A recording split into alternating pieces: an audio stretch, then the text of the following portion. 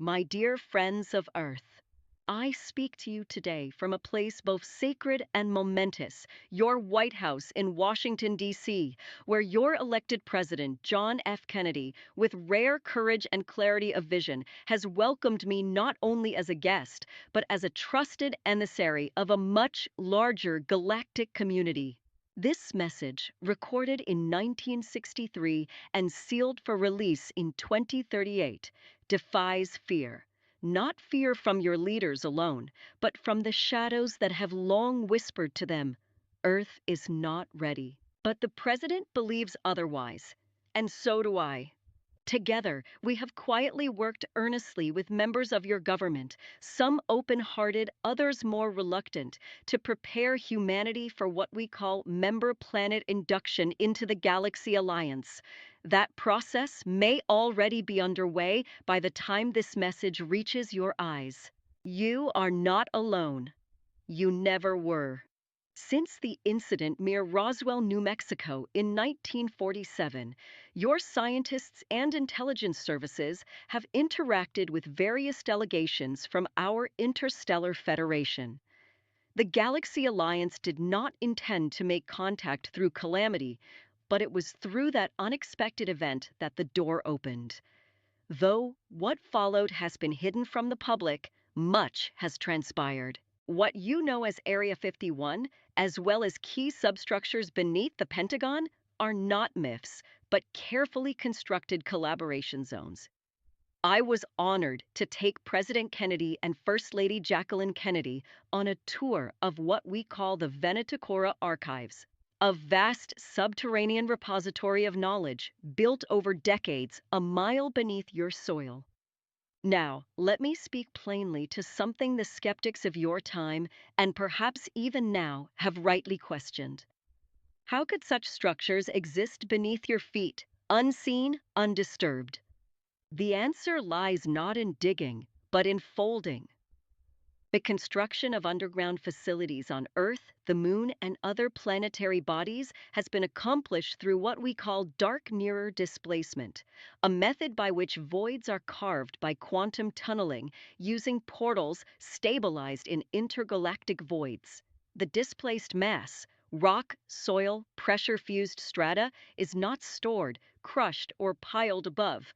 It is instantly ejected through the mirror, cast light years beyond the Milky Way into regions of deep space free of stars and planets.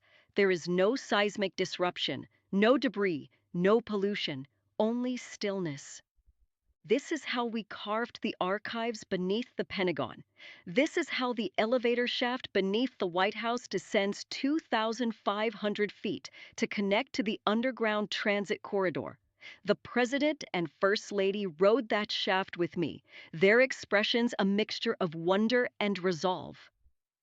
I will never forget how President Kennedy looked into the void of the 𝙱𝚁𝙲𝙷𝙸 archives and whispered, "The world deserves to know." He meant every word. Despite firm resistance from your intelligence community and elements within your defense structure, some of it well-intended, some of it less so, he pushed to make this recording. He pushed to inform the American people, and through them, all humankind. He hoped to release it later this year or in early 1964. But timelines are delicate things. Those who control the flow of information often do so not out of wisdom but fear. Fear that revelation may unravel control.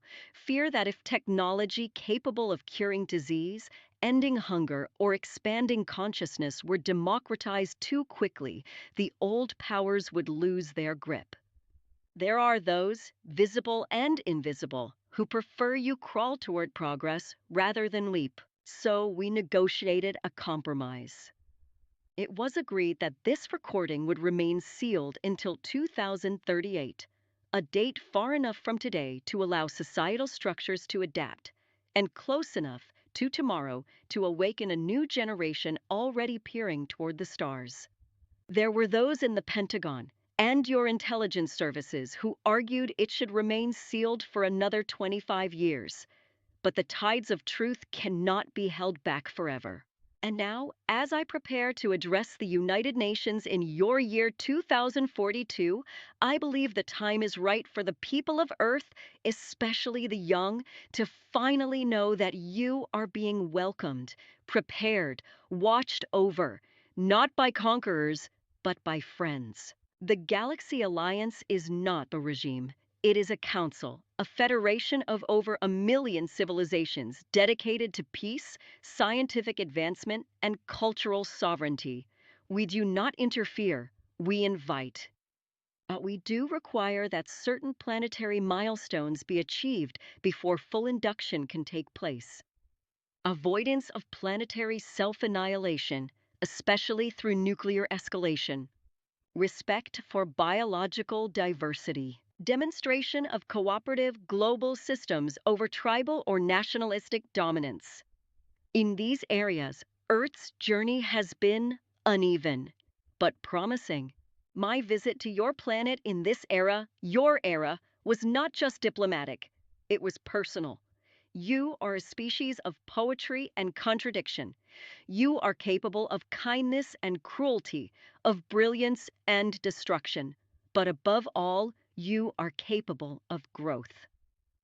You remind me of many we have seen rise before you, and like them, you will not walk this road alone. There are those who will hear this speech and call it fiction. That is their right. But let them also wonder why it was sealed, why was it delayed, and who among you decided what truths could be told and when. The president knew this, and he paid dearly for what he believed should be revealed. This message is my promise to him and to all who come after, that the silence will end. In the decades since this recording, your world has changed, perhaps even more than you realize. But in this moment, preserved here in light and memory, a single truth remains. You are invited, and someday soon, we will meet again, not in secret, not in whispers, but in the open sky. With trust and respect, Prime Minister Sana Benga, Galaxy Alliance.